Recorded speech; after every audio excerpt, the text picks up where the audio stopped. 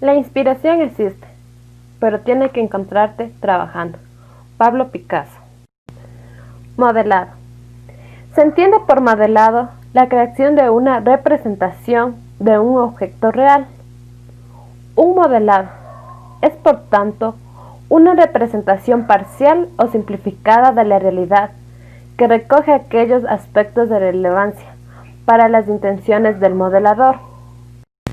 Un mismo objeto puede ser modelado con distintas técnicas y distintas intenciones, de forma que cada modelo resalta solo ciertos aspectos del objeto.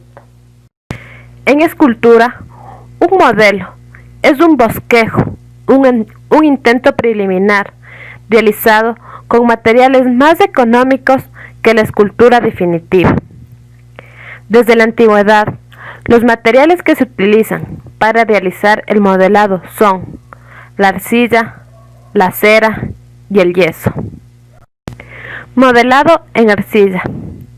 La arcilla es la tierra fina, formada principalmente por partículas de silicatos de aluminio hidratados. Técnicas del modelado en arcilla. Modelado a mano. Las técnicas manuales son las más primitivas, donde las piezas son construidas mediante el estirado de la pasta en rollos, generalmente unidas mediante la preparación de arcilla líquida, llamada barbotina. Una vez acabada la pieza, la superficie se alisa con la misma mano humedecida.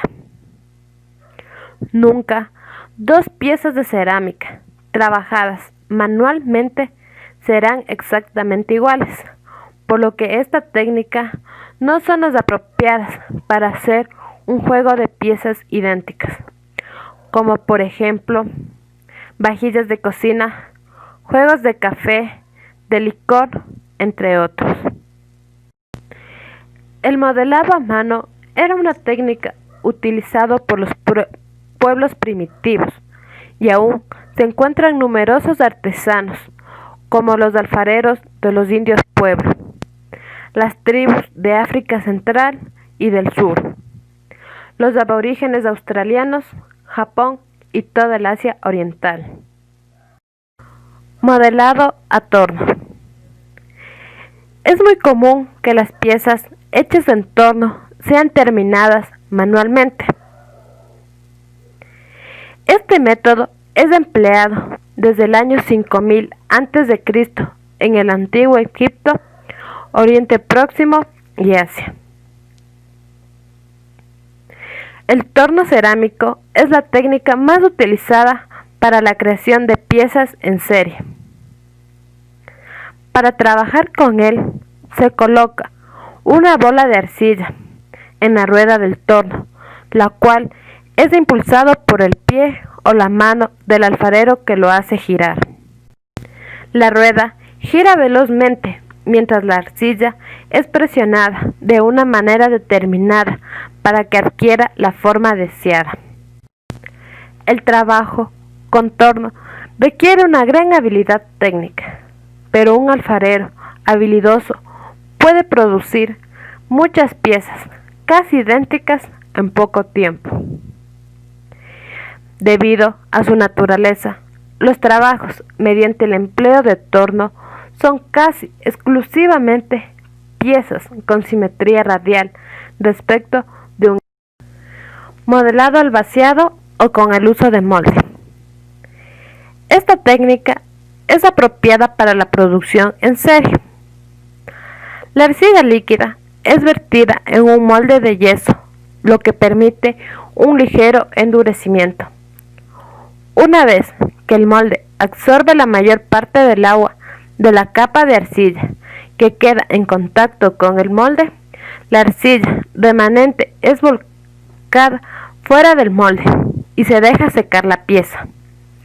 Finalmente, la pieza es sacada del molde, se le corrigen las imperfecciones que pueda tener y se le deja secar al aire libre.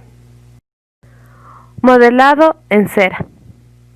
Consiste en crear formas a partir de la adición de masas, utilizando materiales elásticos y flexibles para elaborar figuras sin dificultad, permitiendo un trabajo rápido y de fácil ejecución. En su devenir histórico, la cera fue utilizada para modelar imágenes. Desde la época del Renacimiento italiano aparecen referencias de especies de maquetas de cera como guía para trabajar a gran escala por los escultores. Para el modelado en cera, la herramienta principal son las manos. Sin embargo, se utilizan otros materiales como cucharilla de eje pequeño o grande, según el tamaño del trabajo, espátulas de madera o metálicas, una punta de trazar e instrumentos dentistas para trabajar los detalles. La utilización de estos materiales no son determinantes ni obligatorios. Cada escultor utiliza aquellas que tiene a la mano y las que resultan más cómodos para la ejecución. Es por eso que las herramientas a utilizar varían mucho de acuerdo a las necesidades del artista y el procedimiento. En la actualidad, la cera se utiliza en procesos odontológicos, en bisutería y en obras artísticas, por su facilidad de moldeado y duración.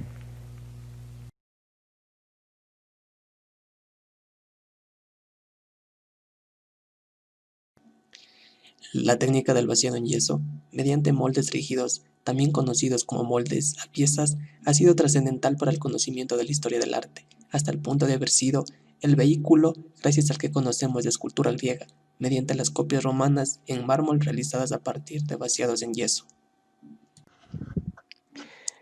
A lo largo de la historia, el gusto estético de cada época ha hecho resurgir a la antigüedad clásica con una inusitada fuerza, que fijaba en las obras de este periodo el modelo a seguir por los nuevos artistas, iniciándose esta admiración en la propia Roma del siglo XVI, donde se vivió un auténtico furor por lo clásico que no tardó en extenderse al resto de Europa. Coronas como la española envió a la capital italiana a Diego Velázquez para hacerse con los yesos de las esculturas más famosas que se encontraban dispersas en las distintas colecciones de las nobles familias italianas, y que habrían de destinarse a la decoración del alcázar madrileño. Este resurgir de lo clásico, en la que el vaciado, junto a la estampa, juega un papel fundamental, se perpetuará en Europa hasta finales del siglo XIX, marcando fuertemente las nuevas creaciones artísticas producidas por artistas, en cuya formación se hacía indispensable el uso de los yesos, que eran estudiados, dibujados y enlazados como modelo supremo de un juicio artístico. Este hecho propició la formación de grandes colecciones reunidas en la mayoría de los casos con una vocación docente, como la recopilada por el pintor Antonio Rafael Mengs y posteriormente donada a la Real Academia de Bellas Artes de San Fernando. No existe un límite en la cantidad de cosas que pueden hacerse con el yeso, desde elementos decorativos como estatuas y jarrones hasta materiales de construcción con el modelado. Hay una gran variedad de tipos de yeso, algunos con partículas gruesas o finas y algunos que se secan rápido que otros. Un material extraordinariamente versátil, el yeso puede ser difícil de dominar y utilizarlo puede ser complicado.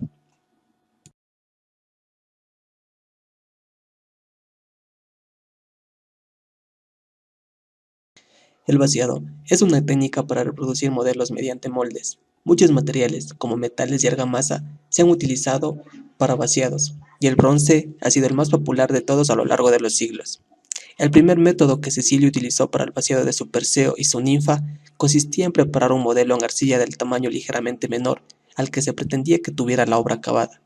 Después lo cubría con una capa continua de cera que lo modelaba con todo el detalle que exigía el acabado en bronce. Un segundo método según el cual se preparaba un molde por piezas, se construye un modelo de la estatua al tamaño definitivo y se hacen moldes de secciones de la misma con escayola. Se hacen piezas separadas cuando hay alguna zona socavada para facilitar el levantamiento del modelo por piezas sin dañar el modelo. El modelo por piezas se forra de cera y se construye un relleno de algún material refractario como la arcilla, que luego se refuerza con un armazón de hierro. Hay pruebas que los griegos solo utilizaron el primer método. Es como si el oficio del fundidor de bronce se hubiera perdido durante la Edad Oscura y tan solo hubiera renacido para el arte durante el Renacimiento, cuando Andrea Pisano vació sus puertas de bronce para el baptisterio de Florencia.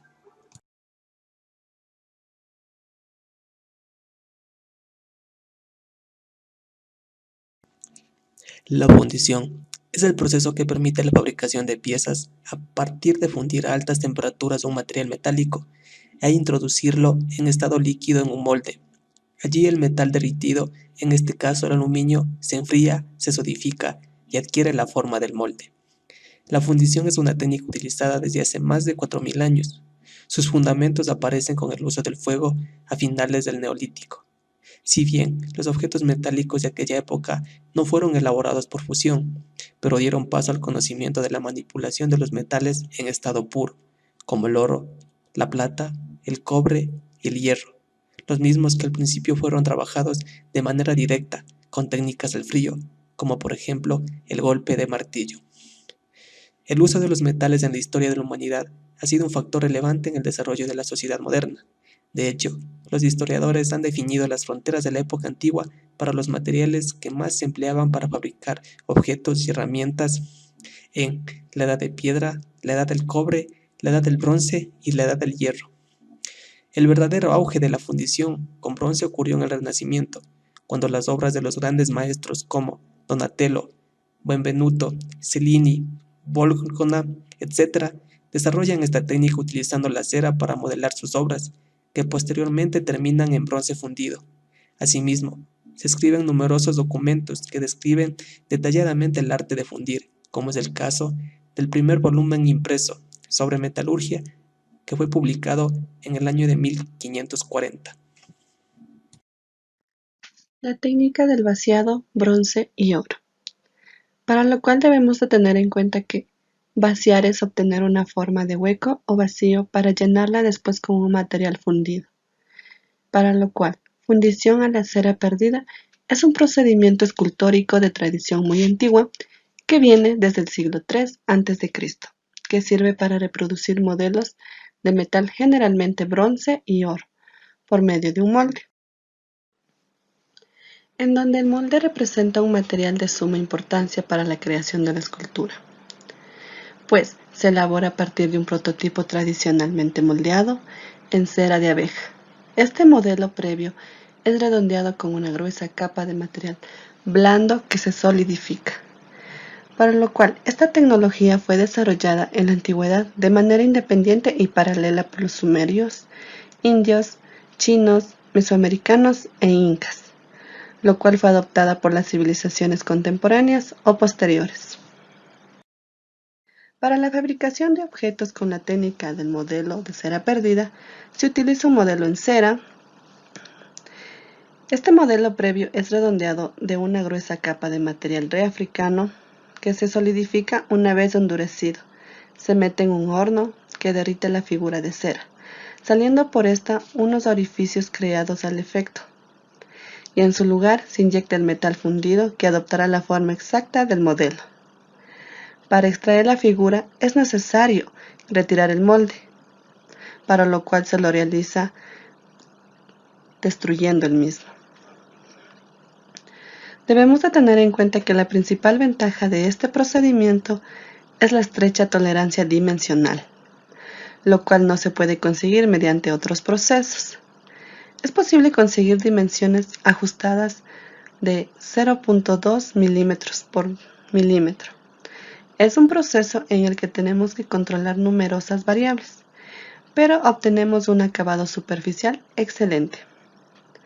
Además de ello, es un proceso caro, por lo que se utiliza para la fabricación de preseries y prototipos, pudiendo ser utilizado en volúmenes de producción bajos. Es decir, no podemos utilizar esta técnica para crear en masa. Esta forma de trabajar en metal, bronce y oro requiere un largo y costoso y complicado proceso, con una perfecta y adecuada combinación de diversos oficios, para el proyecto general y la coordinación de los escultores, para los primeros pasos, los moldeadores, para la labor de horneado, los fundidores, y para el acabado, los cinceladores y patinadores.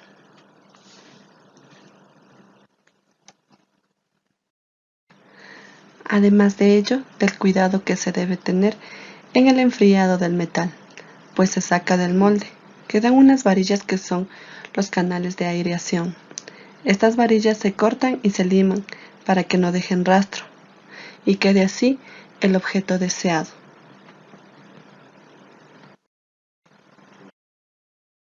Sigamos con el vaciado del hierro. Este es el proceso más común, es la fundición en arena, por ser esta un material refractario muy abundante en la naturaleza y que mezclada con arcilla adquiere cohesión y moldeabilidad, sin perder la permeabilidad que posibilita evacuar los gases del molde al tiempo que se vierte en metal fundido.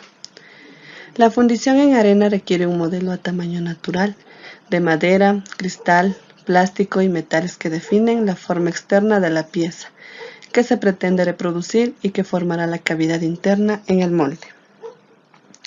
Además de ello, tenemos que tener en cuenta que el proceso más común es la fundición en arena, como ya lo habíamos mencionado, puesto que consiste en colocar un metal fundido, típicamente aleaciones de hierro, acero, bronce y entre otros en un modelo de arena, dejándolo solidificar para posteriormente romper el molde y extraer la pieza fundida, pero ya en esta ocasión sólida.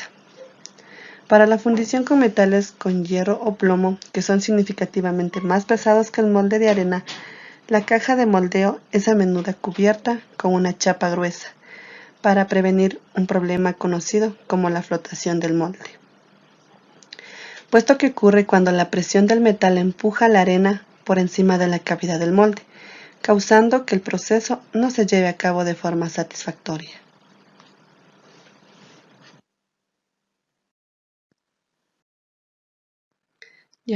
Para el diseño del modelo se debe tener en cuenta una serie de medidas derivadas de la naturaleza del proceso de fundición, como que debe ser ligeramente más grande que la pieza final, ya que se debe tener en cuenta la contracción de la misma, una vez que se haya enfriado a temperatura de ambiente. El porcentaje de reducción dependerá del material empleado para la fundición. A esta dimensión se debe dar una sobremedida en los casos en el que se dé un proceso adicional de maquinado o acabado. También debemos tener en cuenta las superficies del modelo, puesto que deberán respetar unos ángulos mínimos con la dirección de desmoldeado para no dañar la figura. También debemos incluir todos los canales de alimentación y masa rotas, necesarios para el rellenado y el molde con el metal fundido. Si es necesario, se incluirá portadas, que son prolongaciones que sirven para la colocación del macho. O sea, los moldes generalmente se encuentran divididos en dos partes, la parte superior denominada cope y la parte inferior denominada draga, lo que corresponde a sendas partes del molde que es necesario fabricar, puesto que en los moldes podemos distinguir moldes de arena verde, moldes de arena fría, moldes no horneados, entre otros. Las etapas que se diferencian en la fabricación de una pieza metálica por fundición de arena comprende la compactación de la arena alrededor del modelo de la caja de moldeo. Para ello debemos primeramente colocar cada semimoldeo en una tabla, dado lugar a las llantas tablas modelo, que garantizan que posteriormente ambas del molde encajarán perfectamente. Actualmente se realiza el llamado moldeo mecánico. Consiste en la compactación de la arena por medios automáticos, generalmente mediante pistones. Luego tenemos la colocación del macho o corazones. Si la pieza que se adquiere fabricar es hueca, será necesario disponer machos, también llamados corazones, que eviten que el metal fundido rellene dichas oquedades. Los machos se elaboran con arenas especiales, debido a que deben ser resistentes con el molde, ya que es necesario manipularlos para su colocación en el molde. Una vez que los colocamos, Se sujetan ambas cargas del molde y se sujetan entre sí los machos. Se debe prescindir del uso de estos corazones, ya que aumentan el tiempo para la fabricación de una pieza, y también por su costo, puesto que llegan a ser muy elevados. Luego tenemos la colada, vertido del material fundido. En este paso se considera la entrada del metal fundido hacia la cavidad del molde. Se realiza a través de la copa o bebedero de cola y varios canales de alimentación. Estos serán eliminados una vez que se solidifique la pieza. Los gases y vapores generados durante el proceso son eliminados a través de la arena permeable. Seguido tenemos el enfriamiento y la solidificación. Esta etapa es crítica de todo proceso, ya que un enfriamiento excesivo rápido puede provocar tensiones mecánicas de la pieza. Además de las tensiones, también pueden aparecer grietas, mientras que si es demasiado lento, disminuye la productividad. Además, un enfriamiento desigual provoca diferencias de dureza en la pieza. Para controlar la solidificación de esta estructura metálica, es posible localizar placas metálicas enfriadas en el molde. También se puede utilizar estas placas metálicas para promover una solidificación direccional. Además de aumentar la dureza de la pieza que se va a fabricar, se pueden aplicar tratamientos de compresión. Luego tenemos otro paso que es bastante difícil y debe ser muy cuidadoso: el desmolde. La rotura del molde y la extracción de la pieza en el desmolde también debe retirarse de la arena del macho. Toda esta arena se recicla para la construcción de nuevos moldes. Y finalmente, el desbaratado consiste en la eliminación de los conductos de alimentación, masa rota y rebabas, procedentes de la junta de ambas caras del molde, con el fin de que el acabado sea intacto. Entonces, el acabado y la limpieza de los restos de la arena adheridos, para que posteriormente la pieza pueda requerir un mecanismo de tratamiento térmico con el fin de darle un acabado visual hermoso y elegante.